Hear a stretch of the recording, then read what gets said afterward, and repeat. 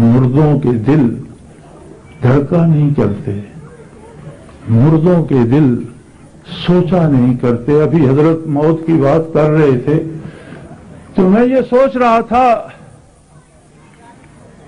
کہ شاید مولانا ان لوگوں کو موت کی بات سنا رہے ہیں جو مر چکے ہیں، جن کا صرف دفن ہونا باقی ہے لیکن مر چکے ہیں۔ اگر زندہ ہوتے تو عالم اسلام کی تباہی پہ کراتے تو صحیح۔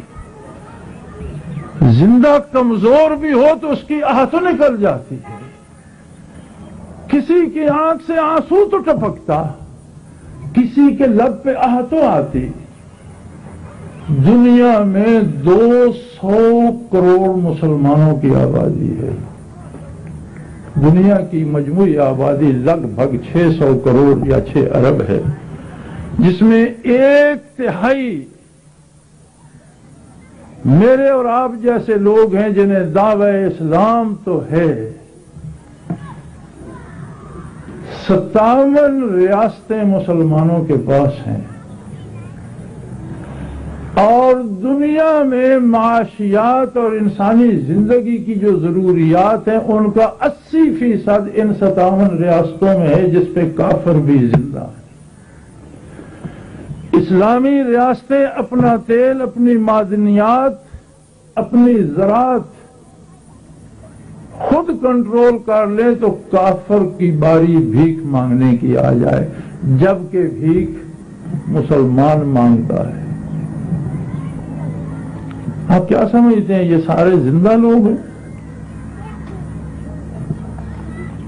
کیا زندگی کے لیے اتنا امتحان کافی نہیں ہے کہ اسے خنجر چبویا جائے، اس کے سامنے عالم اسلام کی عزتیں تار تار ہوں، اس کی بچیاں چلا رہی ہوں، اس کے بچوں کے پرخچے اڑائے جا رہے ہوں، قاتل ان کے منہ میں پانی ڈالے یا دانہ ڈالے تو ڈالے۔ امت مسلمہ کی کوئی حکومت، کوئی حکمران، کوئی سیاسی جماعت، کوئی عوام، کوئی عام آدمی ایک آہ بھی نہ بھرے تو میں سمجھتا ہوں کہ یہ مردوں کا جہان ہے، جن کے دفن میں تاخیر ہو رہی ہے، زندے نہیں ہیں۔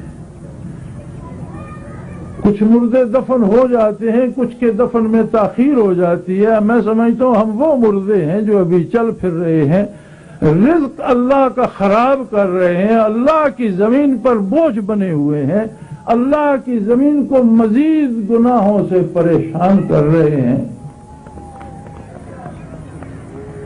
جبکہ انہی مردوں میں زندہ وہ لوگ ہیں جو دنیا میں دہشت گرد کہلائے اور خطرناک ترین انسان کہلائے، جنہیں قید کرنے کے بعد، ہاتھ بندھے ہوئے ہونے کے بعد بھی کافر قریب نہ جا سکے، اور ان پر آسمانوں سے آگ اور آتش برسائی گئی، بم برسائے گئے، اور کہا قیدیوں نے بغاوت کر دی، لیکن جب لاشوں کے ٹکڑے سمیٹے گئے تو ہاتھ بندھے ہوئے پائے گئے، 2 بازو اکٹھے ملے، جن کے ہاتھ رسیوں سے جکڑے ہوئے تھے۔ کیسے عجیب لوگ تھے جنہیں کافر قید کرنے کے بعد، ہاتھ باندھنے کے بعد پھر خطرناک سمجھتا ہے۔ زندہ وہ تھے یا زندہ ہم ہیں جن کے درمیان بیٹھ کر وہ کہکا لگا کر شراب بھی پیتا ہے اور اپنی فتح کے جشن بھی مناتا ہے؟ میرے بھائی، دل کی بات تو بہت دور کی بات ہے، یہاں تو زندگی کے آثار نہیں ہیں۔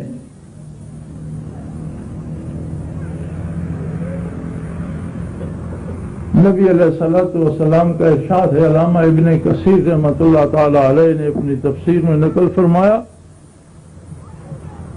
کہ جب عرصہ معاشر قائم ہوگا، لوگ اٹھیں گے،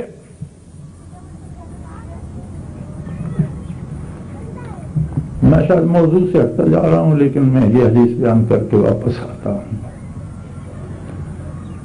حالات ہی ایسے جذباتی ہیں کہ وہ بندے کو اپنے گرفت میں لے لیتے ہیں۔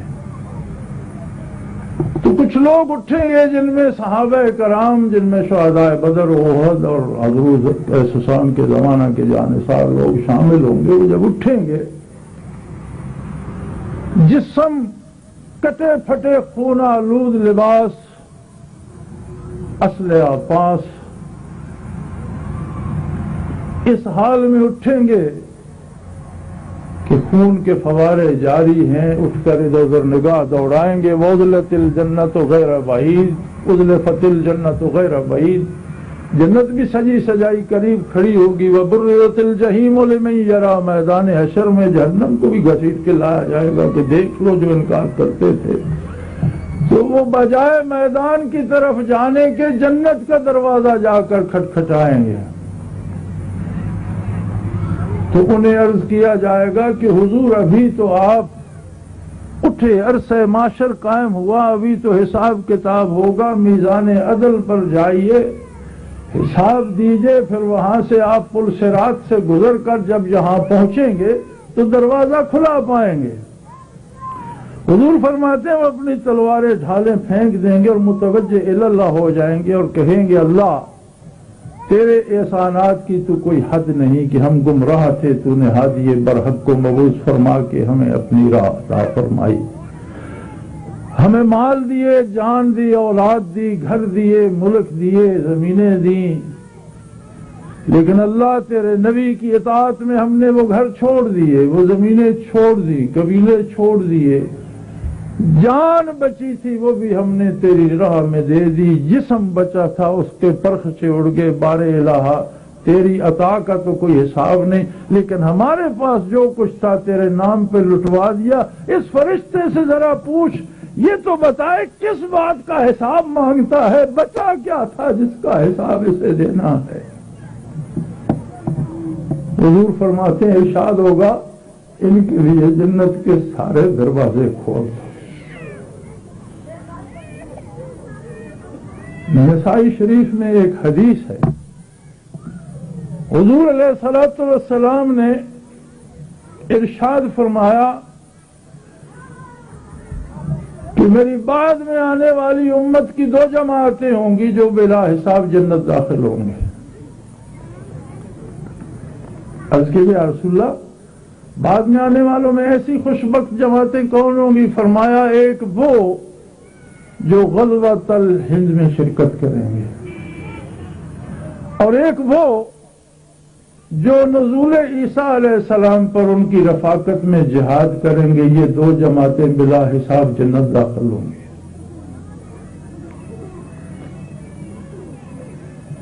میں یہ سمجھتا ہوں کہ غزوۃ الہند کی ابتدا ان جانصاروں نے کر دی جنہوں نے دنیا کے سب سے بڑی دہشت گرد طاقت کے مقابلے میں سرنگوں ہونا پسند نہیں کیا. وہ بھی حکومت کر سکتے تھے، ان کے پاس ملک بھی رہ سکتا تھا اور اربوں ڈالر بھی وہ لے سکتے تھے. جب ان کے ایک ایک آدمی کے پیچھے 2.5 کروڑ ڈالر انعام دینے کا وعدہ ہے کہ کوئی ایک اطلاع دے دے ایک بندے کی 2.5 کروڑ ڈالر لے لے، اگر وہ بندہ خود بکے تو کتنے ڈالر ملے؟ لیکن ڈالروں کو عقل گنتی ہے اور لذت آشنائی کو دل حکمران ہوتا ہے اور عقل ماتحت ہوتی ہے. ہم دنیا کی محبت میں اس لیے پھنس جاتے ہیں کہ ہماری عقل بادشاہ ہوتی ہے اور دل سوئے ہوئے. وہ اس لیے اسیر نہیں ہوتے کہ ان کے دل آزاد ہوتے ہیں. لذت آشنائی وہی دل محسوس کرتے ہیں جو زندہ ہوں، باشعور ہوں، صاحب فکر ہوں اور فیصلہ کر سکتے ہوں. ورنہ تو فرمایا لو انزلنا ھذا القرآن علی جبل لرأیتہ خاشعا متصدعا من خشیۃ اللہ. اگر ہمالیہ پہ بھی قرآن کا نزول ہوتا تو اس کے ذرات بن کر بکھر جاتے. اس میں پرتو جمال ہے، اس میں ذوق آشنائی ہے، اس میں قرب الہی اور وصال الہی کی لذتیں ہیں. یہ قوت تو میں نے ہمالیہ کو بھی نہیں دی کہ میرے جمال کو برداشت کر سکے. ہاں ولیکن یسانی قلب عبد المومن، بندے مومن کا دل جو ہے وہ زندہ ہو تو وہ میرے جمال سے سیراب ہوتا ہے، اسے جذب کرتا ہے، اسے برداشت کرتا ہے. تو حضرات